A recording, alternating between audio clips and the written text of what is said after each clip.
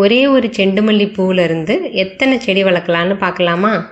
நல்லா காஞ்ச பெரிய பூவாக பறித்து எடுத்துக்கோங்க. இது ரொம்ப சின்னதாக இருக்கிறதுனால நான் இதில் ஒரு 2-3 எடுத்திருக்கேன். ஆனால் நமக்கு இவ்வளோ தேவைப்படாது. இந்த மாதிரி கையில் வச்சு லைட்டாக ஒரு அழுத்தம் கொடுத்தா அதில் இருக்க விதையெல்லாம் தனித்தனியாக பிரிஞ்சு வந்துடும்.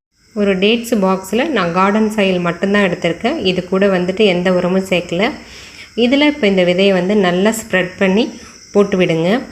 இவ்வளோ விதை நமக்கு தேவையில்லை அப்படிங்கிறதுனால இதை நம்ம ஸ்டோர் பண்ணி வச்சுக்கலாம். ஒரு 3 மந்த் வரைக்கும் வரும்.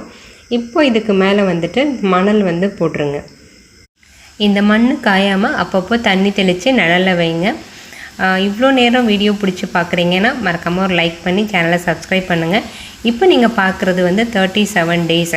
37 டேஸில் ஒரு 1 இன்ச் 1.5 இன்ச்சு ஹைட்டில் இது நல்லாவே வளர்ந்துருக்கும்.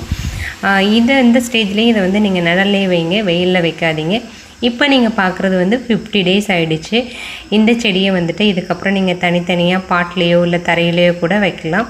நீங்களும் கண்டிப்பாக ட்ரை பண்ணி பாருங்கள். வேறு எதுவும் டவுட்ஸ் இருந்தால் கமெண்ட் பண்ணுங்கள். தேங்க்யூ.